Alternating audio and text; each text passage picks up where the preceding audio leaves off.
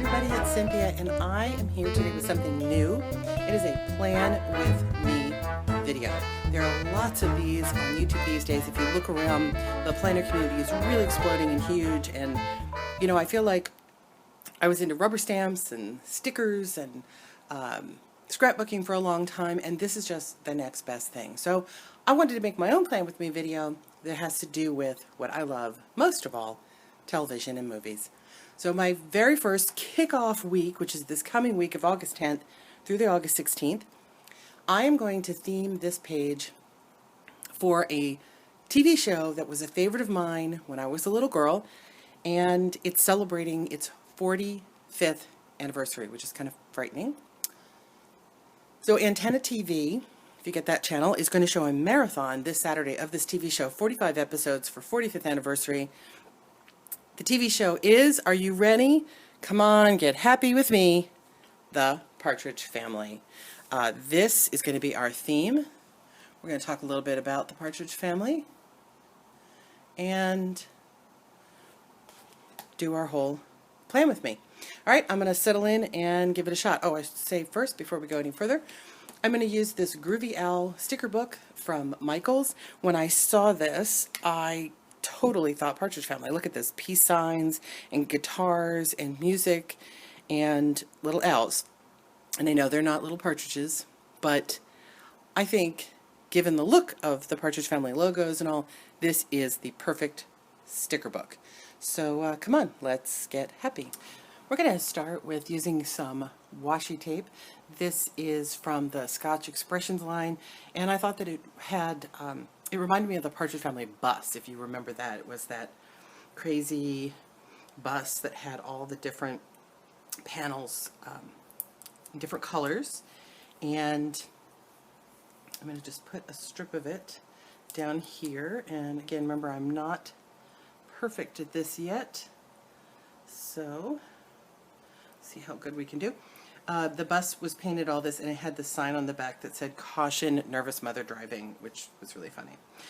So Partridge Family was a sitcom that ran from 1970 to 1974, and the series was about a group of kids who had a band, a pop band, but their lead singer can't make a gig, and they talk their mother into filling in for her and becoming the lead singer, which she doesn't really want to do, but she wants to support her kids, so she's like, sure. And I'm going to fold this over so we can work on it better. And so, as the title song says, it all came together when Mom sang along. And when Mom sang along, brother Danny, who was the entrepreneur of the group, recorded it and took it to an agent and got the family signed. So the whole show is about, you know what, sorry, already, I'm learning how to work and do this at the same time. It's a little bit tricky. Here's the day that they're showing the marathon on Antenna TV, so I'm going to put in a little sticker that says sing along on there, and some guitars. So anyway, so when the series kind of was unusual in that, although it was technically a show about a rock and roll group, or pop band, I guess more like it, loosely based on a family pop group called the Cowsills, it really was a lot more about life, suburban life. And they had to kind of do that, I think, to keep the average person watching. Shirley is a single mother, and so a lot of the episodes have to do with parenting and raising kids, and a lot of sibling rivalry issues and basic teenage issues, dating issues, including dating when Mom dates, because she was a single mom. And there are episodes where she decides to date. There are also plenty of episodes that deal with their actual rise to fame and what happens as they become more popular. But what was kind of interesting about the show was that no matter how famous they got, the kids still had to take out the garbage and do the laundry. And, there's even an episode about like why they don't hire help. And Shirley's really set on keeping the kids as non-star related as possible. So it's kind of fun in that. So it's got a lot of, like I said, family things going on, as well as the musical part, which we'll talk a little bit more in a little bit. So I realized I kind of messed that up. I should have put this up higher, and I didn't. But, you know, again, live and learn. So you know what I might do is hold that mama sticker for a second, and maybe I will take a piece of this green washi, which I just kind of also just messed up. Oh, wow, I am really not doing well with this. Kind of surprised. This washi tape, I've never used it before. I have used the stuff from Michaels on cards, and this stuff's a little tough. All right, so that helps a little bit. So we're going to put that in, and this is Shirley, who was the mom, and yeah, she's always got one eye open even when she's sleeping to keep an eye on those kids. Shirley was played by Shirley Jones, who was a famous movie actress and theater actress at the time, and she wasn't really known for doing television, but she wanted to do something so she could stay home, take care of her kids, which included her son Sean Cassidy, who became my second favorite teen idol, or maybe my most favorite teen idol because of how old I was, when he later starred on Hardy Boys, following in his brother's footsteps. And so the lead singer was the character of Keith, who was played by David Cassidy. And coincidentally, kind of, David Cassidy was actually Shirley Jones's real-life stepson. His father was Jack Cassidy, and who Shirley was married to for length of time, but he has a different mother. They knew each other and had lived with each other on and off, but Shirley had another whole group of sons, Sean and Patrick and Ryan, and David was the sort of big brother, the big stepbrother. So it was kind of interesting that they happened to both show up together on this TV series, which maybe was a little bit more contrived as the producers wanted it, but I don't think it was Shirley's intention to act with her stepson. Maybe it was. So David was cast for his looks. He had that shag hair. He was adorable. And the producers didn't really care that he could sing or not, but turned out he could sing. And so he and Shirley were the only two that actually sang on the Partridge Family records. The rest of it was a backup band and people were lip singing.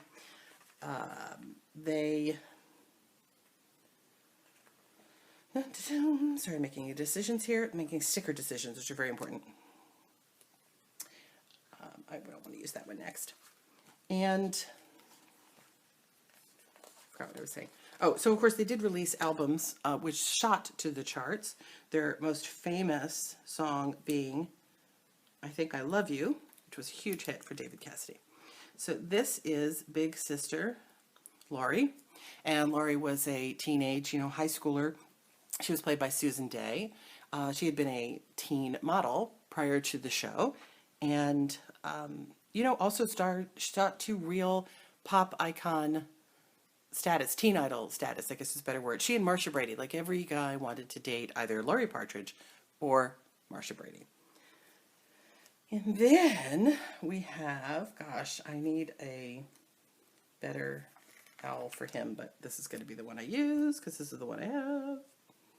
This is conniving middle brother, Danny, who was played by Danny Bonaducci, who you may know now. He's a disc jockey and TV host. You see him on TV, you see him on a lot of reality shows. Danny was the too older than his age character who was always scheming, looking for ways to make money. He was the one who understood the entrepreneurial end of the business. One of my favorite episodes is when Danny realizes that Keith has become famous enough that the kids at school, the girls, will pay money for anything that Keith has touched. So he keeps stealing things like Keith's toothbrush and his hairbrush, and then in locks of his hair, and selling them off at school to make a ton of money. And of course, Keith gets very upset about this. Next, we have two more family members here. We have Chris, who was the little brother, and Chris was the drummer in the group, and he was played by two different actors. The first season actor left the show. There's talk that his family just left Los Angeles, decided not to be in the acting business anymore, some other discussion, whatever reason, he left, and a different Chris came in, who was a little bit more lively. Sorry, Jeremy, but he was. And finally, we have little baby sister, Tracy, who played the tambourine and basically was just there to look cute. So there you have it. That's the entire Partridge family. But there is somebody missing that we need to add, and we're going to put him up here in this corner, is their manager, Reuben Kincaid. Let me find the sticker I want to use for Reuben. Here it is. I could probably be doing this on camera so it looks more interesting for you. Oh gosh, this one's a tough one. Oh. One thing I have learned about these stickers, all right, let me see if there's another one of that. One thing I have learned about these stickers is they're not all that easy to get. Oh gosh, I ripped that one in the same spot.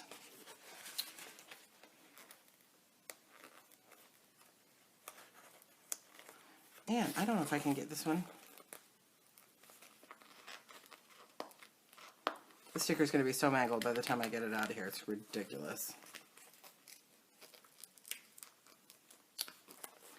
And I destroyed his little beak. Well, I really wanted to use that one, but it doesn't seem to be in the cards for me. Try one more time with this side. Oh gosh, that one's terrible too. And all right, we're going to have to go with something different. I really wanted to use that. Let's go with, this is what happens when you do live plan with me.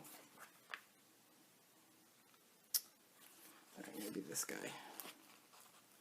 All right, he's not as big as I wanted, but we will use him up here. And this is Reuben Kincaid.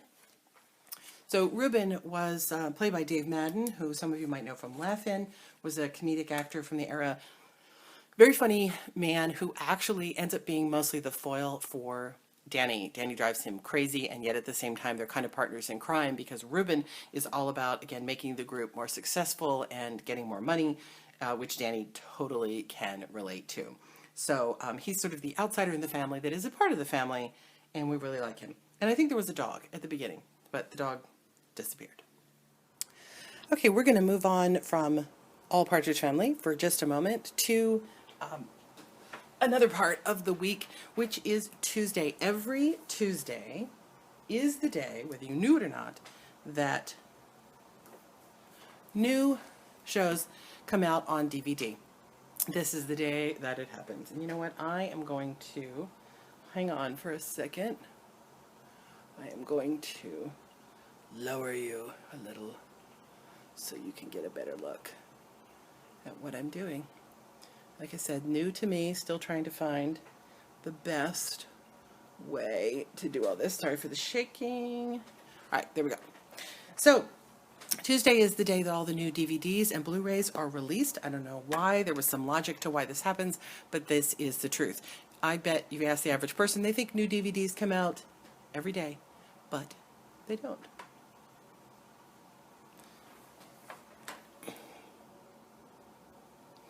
So, coming out on DVD this week, I pre-wrote them. Da-da-da. And this is where I learned that I used a pen that was too dark. So we've got a couple of interesting things, lots and lots of stuff coming out. I'm picking a few of my favorite and TV-related shows. We're going to start with actually 2 movies, including The Monster That Challenged the World. which I know sounds like a Sci-Fi Channel film. Excuse my arm a second. I forgot to cut something. Let's see if I can rip it.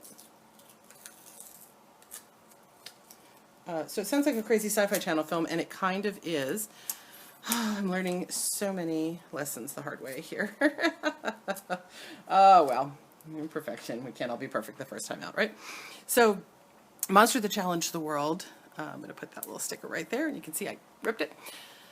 This is a 1957 movie about a crack in the bottom of the ocean that releases giant primitive mutant mollusks who attack, well, they challenge the world, I guess. And what's funny is I really love old B horror movies, and for some reason, I don't think I've ever seen this one. I don't know why. It's either, I don't know if it's just that bad, or it never aired a lot on, TV. I watch most of my B flicks on Dr. Shock. I don't know, but I've never seen it, and it's coming out this week, and hey, it's a cool, like I said, 1950s B movie, so it's got to be super. If you like Sharknado and all that stuff, you'll love The Monster That Challenged the World. Also coming out is War Gods of the Deep. This is a Vincent Price movie from 1965 that also goes under another name, and it escapes me at the moment, but sometimes it has a different name. This is more of a sci-fi film about a lost underwater city of people. I think they are like living forever. So everyone else wants the secret, and so they go into the deep to find out. And then we have a cartoon release, a Hanna-Barbera cartoon release called Clue Club. And I'm not sure, but I'm guessing that might be a Warner Archive release. A lot of these Hanna-Barberas are. Don't quote me on that. Clue Club is kind of the poor man's Scooby-Doo. It has a group of teenagers in a cool car instead of a cool van, looking for solving mysteries, and they have not just one dog, they have two dogs. And in Clue Club, the two dogs speak to each other, but only to the camera so the kids can't actually hear them, but you and I watching the show can. So that's the Clue Club. And again, I'm a big Hanna-Barbera fan, big Scooby-Doo fan. I don't remember ever seeing this show. It was from 1976. I guess at that point I was a little old for cartoons, but I don't know. I still watch a lot of cartoons. I watched George of the Jungle. But still, I don't know why I don't know Clue Club. But there it is. I think it was originally part of another TV show, and they turned it into its own show. Also coming out new on DVD this week, The Jeffersons Season 8 and Maude Season 2. These are super, super TV shows from, again, the 70s. We're in a really big 70s mood here. Very groundbreaking shows. The Jeffersons was one of the early examples of a full African-American cast playing a story about a dry cleaner who becomes basically really wealthy running dry cleaning stores and moves on up to a high-class neighborhood where, let's say the neighbors just aren't generally used to seeing people of color living in the same building as them, unless the person is the doorman. No joke. Really interesting, again, 1970s, very progressive series. Maude, progressive in another way. This was about, this was B. Arthur as an older woman who, again, generally TV shows didn't center around older women. And it really was about an older woman in crisis. She'd been married several times. She was very masculine in her what was considered her thoughts of the time. She was very politically motivated. She was very into women's lib. And, her daughter was very into women's lib. That was actually a big conversation of the show. But she was a very outspoken woman, completely unusual for the era, short-rubbed a lot of people the wrong way. Very controversial comedy series, very funny, and particularly a really telling piece from the time. So that's new on DVD for Tuesday. Hello, patient YouTubers. This, as I said at the beginning, was my very first Plan With Me video, and it did not go as planned, ironically. I filmed a whole lot of great stuff. I thought I was really proud of it, and have since, that was about 3 hours ago, have since not been able to get any of that footage from my iPad to my computer and or upload it in any way, shape, or form. It's too big, there's not enough memory, there's all these issues that I'm certainly going to have to figure out for next time. So if any of you can solve that problem for me, please let me know. I'm using an iPad, I have iMovie, I have Capture, I have, all the usual iPad stuff, and it's just, I tried to do a 20-minute video, and everything's just kind of locked up. I can't do anything. I've done it in pieces, pulled it apart. Anyway, I didn't mean to turn this into a complaint. So what I'm going to try to do, which may look really weird, but at this point I just need to move forward, is I'm recording the last of this with my phone. And who knows, maybe this will make a better video than the iPad. And maybe that was a bad idea all along. All I wanted to do was I wanted to show you one last piece. I'm going to try to adjust this angle just a tiny bit. The downside to using a phone and all of this is you can't zoom. So I'm going to drop here and hope that we're somewhat in focus. The one thing I wanted to add to Thursday was this. The Man from U.N.C.L.E. movie comes out in theaters on Thursday, so I'm going to put that on my Thursday schedule. Man from U.N.C.L.E. was a popular television show when I was a little girl. It started in 1964. It starred Robert Vaughn and David McCallum, whom David McCallum, many of you will still know as Ducky from NCIS. So he's had an amazingly long career. Uncle was one of his first things that he did back in the 60s. And although I was a little bit young to actually watch Man from U.N.C.L.E. in the first run, I did see it in later runs. My sisters watched it, and I became a really huge fan of Robert Vaughn and David McCallum. And I just now realized that I made another really big mistake on here. So, hey, this is transparency. We're going to be really clear. So all of these stickers I put here actually belong down here on Saturday. I put them up here on Friday, so that's completely the wrong date. All of that goes down here. Wow.